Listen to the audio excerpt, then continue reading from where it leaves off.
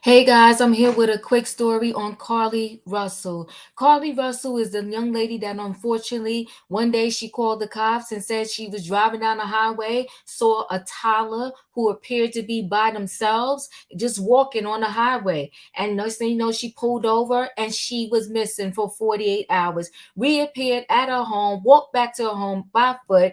And now the cops are saying, just like the public, they have more questions for Carlee and they want her to come in for a second interview. And they also said they can find no evidence whatsoever that there is a baby that was ever missing or was on a highway. Now, listen, Carlee Russell's story is turning out to be something made for a Lifetime movie, but it's so bizarre that this thing has happened in real life. Now, we're going to get more into this story, guys, right after this.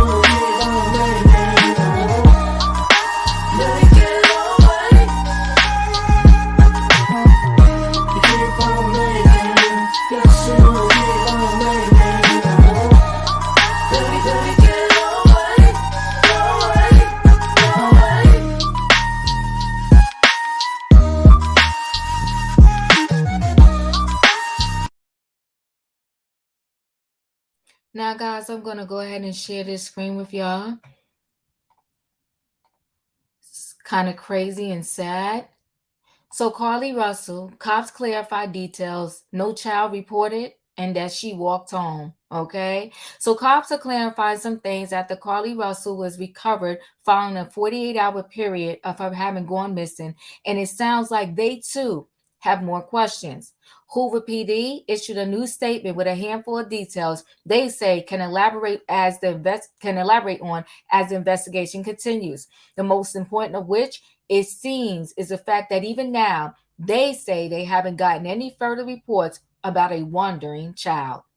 Remember, that was at the crux of the case from the beginning. Carlee called 911 on the night she disappeared, telling dispatchers she saw a toddler walking by itself along a local highway at night, and reiterated that to the family members as well before pulling over.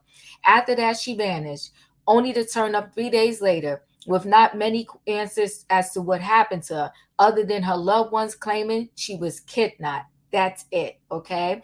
Now, I'm going to play a little bit of this news exclusive where NBC spoke to the parents, right? So let's see a little bit. I can only play like 29 seconds and then another 29. We tried to hug her as best we could, but I had to stand back because she was not in a good state. So we had to stand back and let medical professionals work with her. But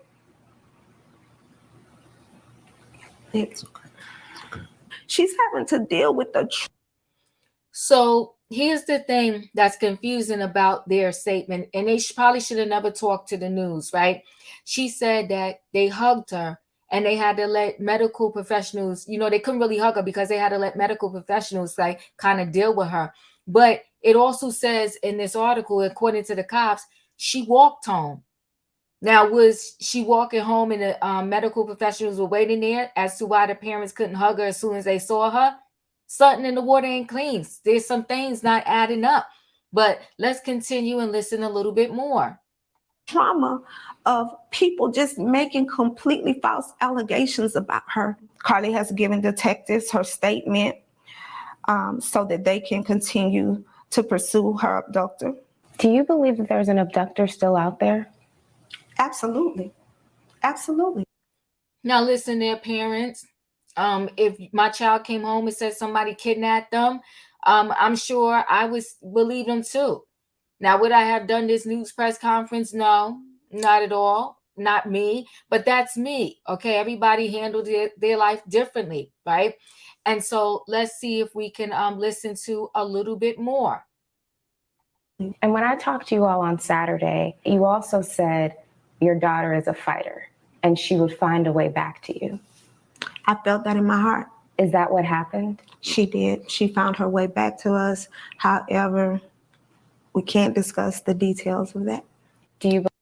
So they can't discuss the details, but my thing is, they say that their daughter fought her way back to them mentally and physically. Well, were there any bruises on her?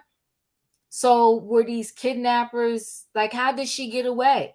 Did she beat them up and that's how she got away? Did she have any cuts, any scars, anything going on her face? I don't know. But guess what, though? Since the paramedics took her in, they're going to have a report. And if the report doesn't have that, there was any bruises or scars on her, what type of fighting did she do? I'm just asking questions here. Don't mean I'm accusing her of anything. These are just questions that we want to know. So let's hear a little bit more. Believe she was fighting for her life? Oh, she definitely fought for her life. There were moments when she physically had to fight for her life, and there were moments when she had to mentally fight for her life. That's all I could really play. Okay, so they're saying there's moments when she physically and mentally had to fight for her life. Okay, there's more info. HPD, that's the Hoover Police Department, is relaying in their new remarks, including the fact that they said there's residential surveillance footage that apparently shows Carlee walking down the sidewalk in her neighborhood alone. This before she showed up to her parents' front door. The police are also clarifying reports citing dispatch data that went over the airways of Carlee having been transported to a hospital in an unconscious state. They say that's not true. All that happened is somebody called 911 reporting she's unresponsive. But they say she was in fact awake and speaking when paramedics actually arrived. So we'll see if we can listen to a little bit of this dispatch audio. 754 unclassified complaint 1466 Montgomery Highway at the Red Roof Inn. The front office, per caller, family members at this location saying they received a call from the female that's missing, Carlee Russell. 754 family members are saying they received a call from the female saying she was at this location. 754 en route. 760 1851. 32, be advised, child is now in the area of 3582 currently. The Red Roof. 52 1852. 26 is the responding unit. I just spoke with the front desk clerk. They said that the family is not being hostile or anything like that, but that there was about 6 carloads of people that have just shown up over there. 5-4 copy. Did the front desk have anybody check in under that name? Negative, and according to the front desk, the message that the family got did not state which Red Roof Inn. They don't know if it's going to be Vestavia or another location. Okay, thank you. 52 and 5844 on scene at Red Roof. 752 754 1853. So they're saying that the family called in a report saying that they had information that Carlee was at a Red Roof Inn, but they didn't get the information as to which Red Roof Inn, right? Here's the thing though too. So if she was at this Red Roof Inn and the family got this information, who did they get it from? Who called them? Did Carlee call herself utilizing what phone? And then after she called them, they just let her out this Red Roof Inn room and then she walked home? One important last detail, Hoover Police Department says is waiting for Carlee to be made available for a follow-up interview, claiming they've only been able to obtain a preliminary statement from her. On its face, it sounds like they're somewhat suspicious themselves about this whole thing, which echoes the growing public sentiment at this point. People are raising an eyebrow. Okay, thus far, her family members have stuck to the same story, naming that she escaped her abductors and that she fought for her life. They also scoffed at the notion that anybody would question what happened to her. And yet folks still have their doubts regardless. Well, of course, people are still going to have their doubts because you know what? The math seems to not be mathing. And my thing is, did she, and when will she give a report on what these abductors look like so that the police can go searching for them? Okay, give more details. How did you get to the Red Roof Inn? Did you have to fight your way out, or did they eventually say you can go? Did you physically see their face? They allowed you to see their face, and they still let you go after you saw their face, or was the whole time they wearing a mask and you only saw bits and pieces, and you saw that their hair was green, yellow, or orange through the mask? Because I can't imagine abductors taking you. You see their face, know exactly what they look like, and can give a description to authorities, and they just set you free. Or if you fought your way out, did they never have you tied up? And they took you to a public location such as a Red Roof Inn, and the whole world is looking for you, and the employees, the housekeeper, and everybody else at this Red Roof Inn does not see you or them and think anything strange. All I could say is something in the water is not clean. I'm wishing this Carlee Russell the best. And listen, I hope all the public chatter is dead wrong.